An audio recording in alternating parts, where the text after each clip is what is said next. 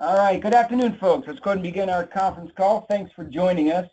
This is Matt McCarter with the State Department of Education. And if I could ask all those listening to mute their phones, that would be helpful. There's quite a bit of background right now, so if you mute your phone, that'd be helpful.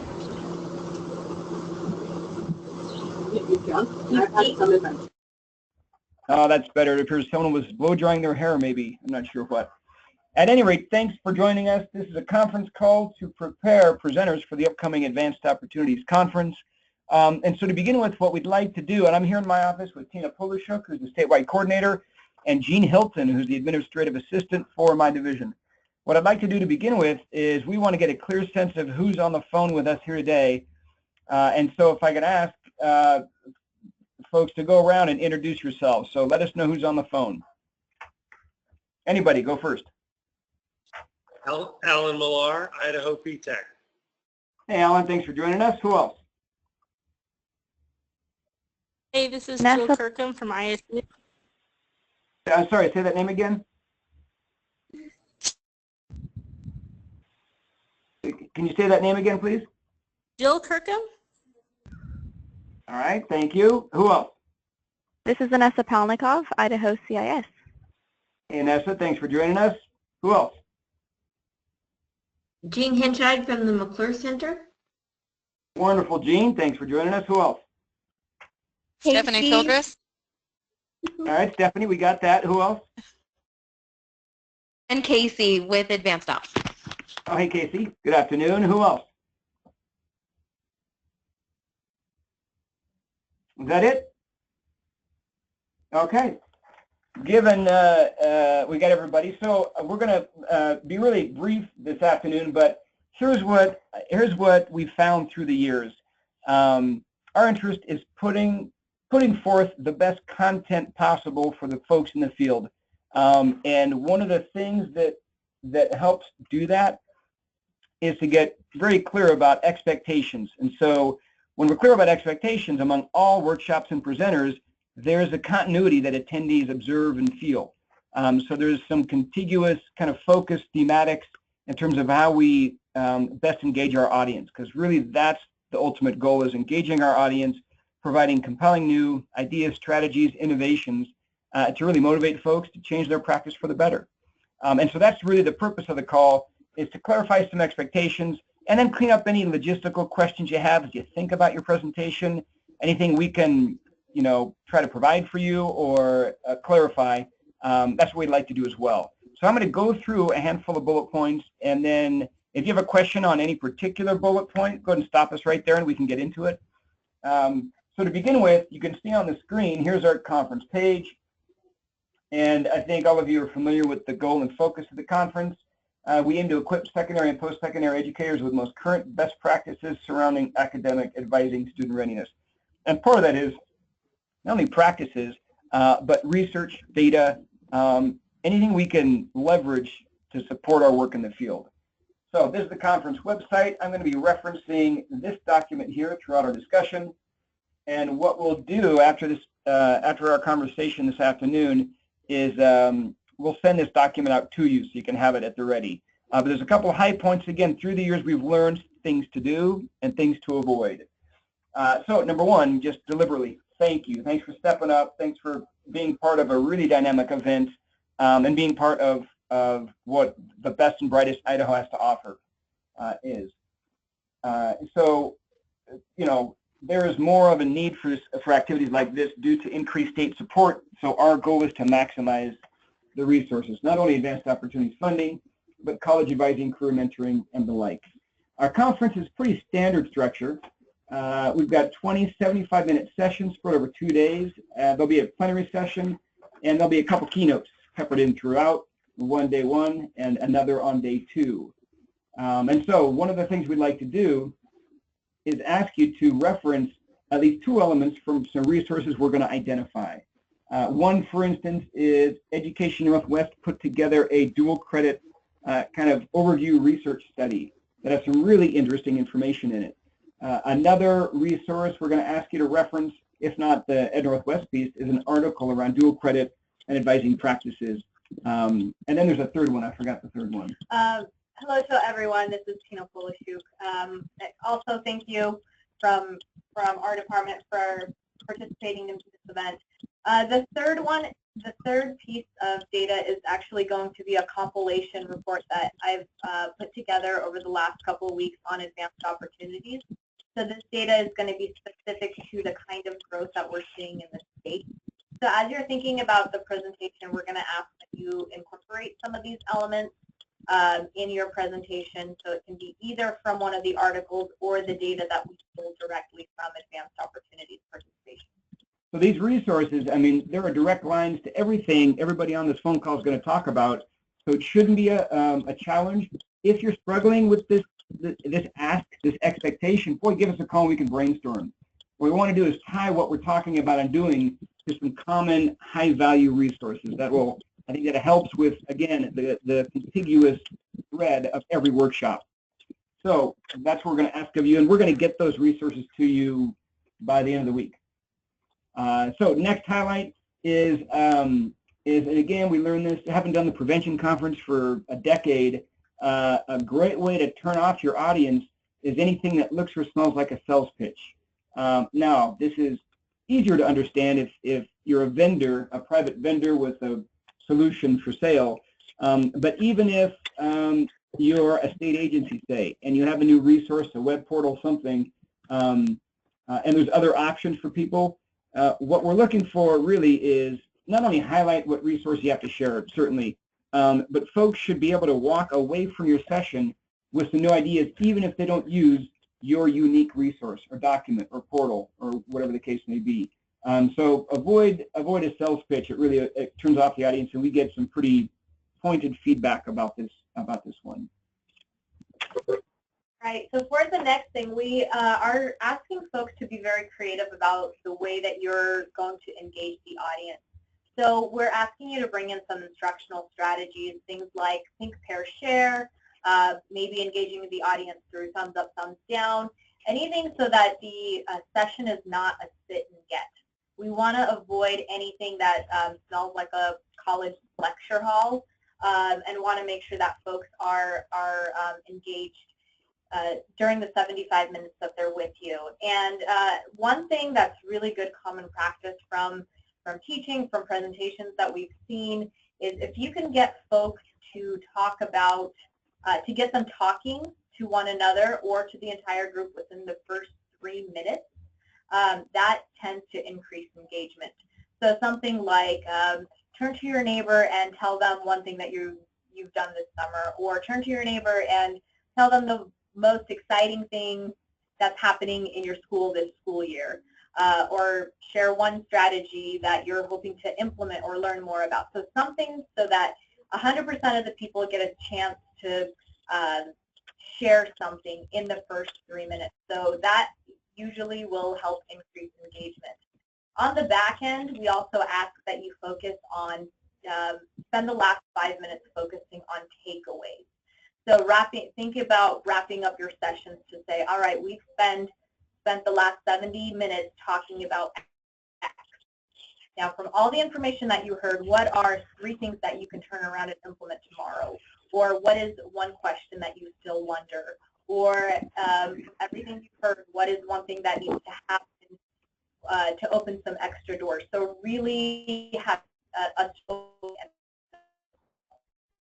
your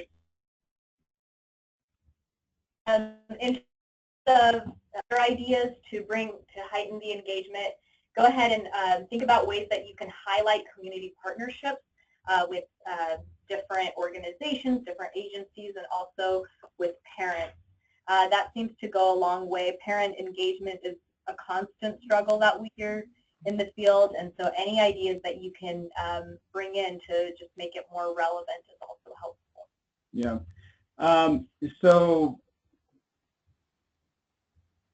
Moving on, just to let you know, a big determiner about who we invite to come and speak at subsequent conferences are really based on evaluation and feedback. And a lot of times we'll pick someone who did a workshop one year as a keynoter the following year. So my point is, it's a great opportunity to kind of leverage what you do, how you do it, and the organization you represent. So on that note, that goes to the next point, and this happens really frequently, surprisingly frequently, and we'll get negative feedback regarding the workshop description and title said one thing, and I went and it was something totally different. And so Tina's going to send your workshop descriptions out to you, and what we'd ask as you begin to build your presentation and your session, just keep a keen eye toward your write-up, the write-up that we're going to use in our agenda, because that's what folks come to your workshop expecting to learn about, so we want to make sure the two are aligned. We're looking at about 325 participants. That's our goal. Oh, and by the way, if we could ask for your help spreading the word about the conference, so if you could, splash out the link to the website perhaps among your networks, or talk about it the next meeting you're at, that would be helpful. We're looking at about 325, and 5 breakout sessions will occur simultaneously. One of the things we're not doing for this conference is having people pre-select the workshop they plan on attending. So in the end, we're really not going to know how many people you're going to have in your rooms.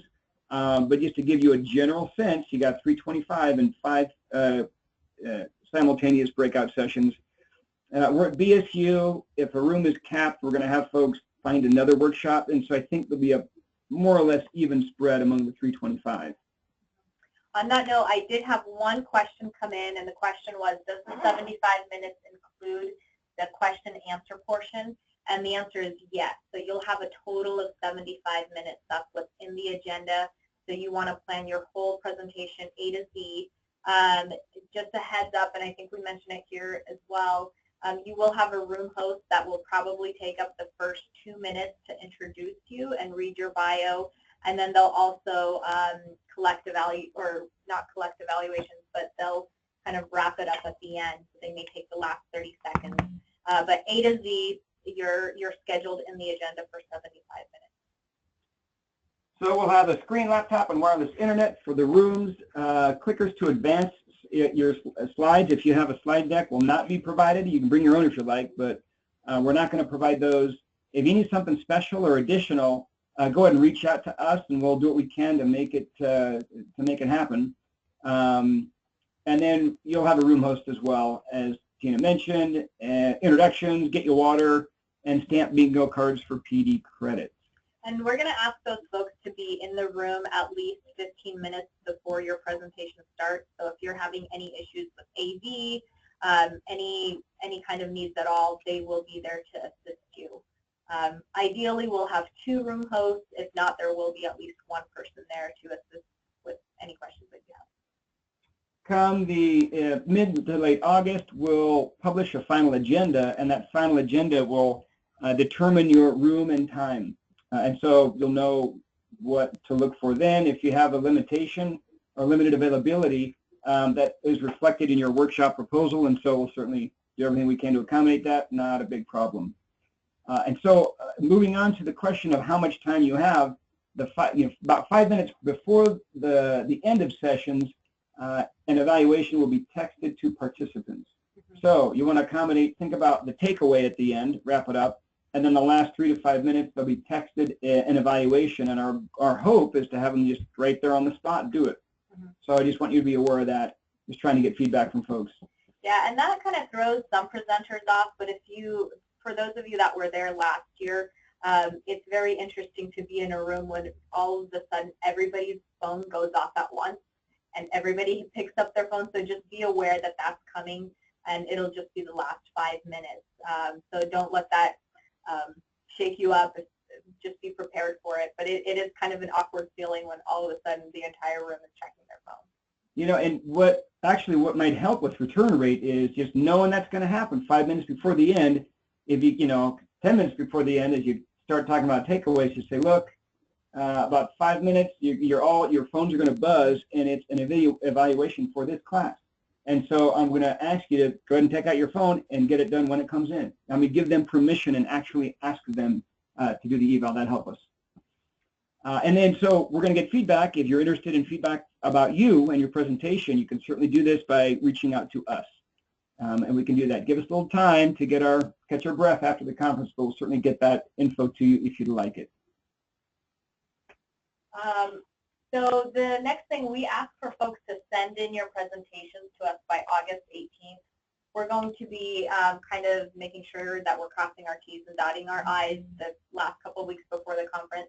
So if you could plan to have a preliminary deck to us by the 18th that we can post on our site, that would be very helpful. As someone who presents a lot, I know that there are always going to be those last minute changes or ideas, or you saw a meme that you really want to include. So we understand that there will be a few changes, but if you can plan on getting a preliminary deck to us, that would help us with getting the word out on your presentation. And I mean, many of you have attended many conferences as well, and it's always nice to know if the deck that you saw at a workshop you liked, if it's going to be made available. And so we'd like to do that to the extent we can for our participants. Any handouts you want to distribute, it's on you. Again, in terms of numbers, you know, I gave you the breakdown, and so you have a general sense of how many copies you're going to need. Let's see, copies of your proposal will be sent to you, not only so you can align your workshop content to the descriptors, but also if you want to do any edits, any fine-tuning. And so take a look at that and send it back with any edits. So I want to pause for a minute on this one.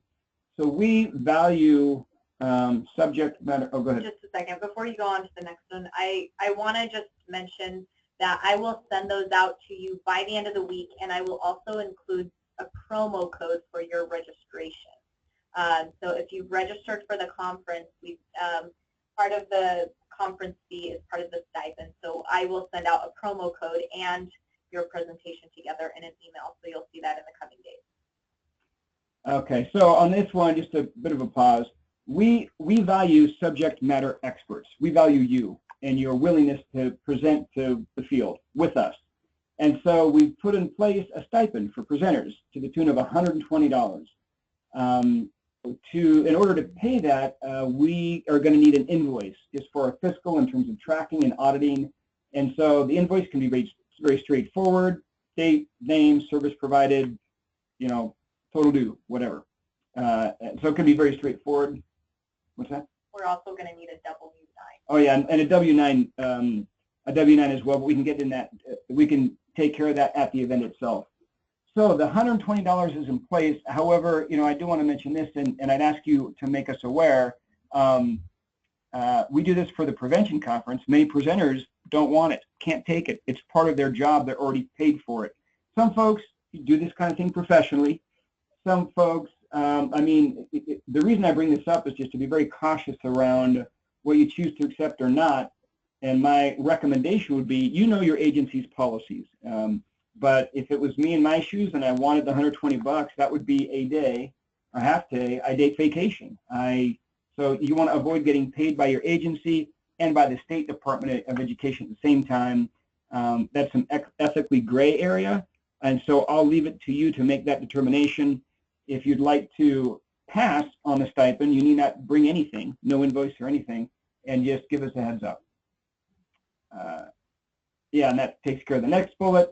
Door prizes. If your organization has something you'd like to pitch in for a door prize, we'd ask you to consider it. And if you have something you'd like to contribute, go ahead and reach out to Jean Hilton. Great way to highlight your organization to a wide audience. Yeah, and with the door prizes, they can be as big or small. It can be a basket, or it can be any kind of swag that we can combine with other door prizes. We've had times where, you know, somebody brings a box of pens and somebody else brings a box of T-shirts. Somebody else does some flyers, and we're able to repackage those into boxes or into baskets separately. So anything and everything, if that is something that you're interested, we're happy to give those away to folks. On the next note, I will be, as many of you know, I will be going on maternity leave the first week of August. My due date is August 5th, and so that month up to the conference, I don't expect to be around. And so any questions need to go to Matt or Jean. That'll come up in my email, but just so that you're aware, because I am the main point of contact with presenters right now, but that won't be the case come August. So as I mentioned, we're going to send out this document to you, and on it you have all our contact information. So those are the big items we wanted to share with you. And what I found is just a brief conversation like this around expectations really makes the difference between a conference that might be disjointed or one that feels very aligned and synced up. And that's our goal, is to have an aligned, synced up conference. So with that, I'll open the floor to any questions you might have.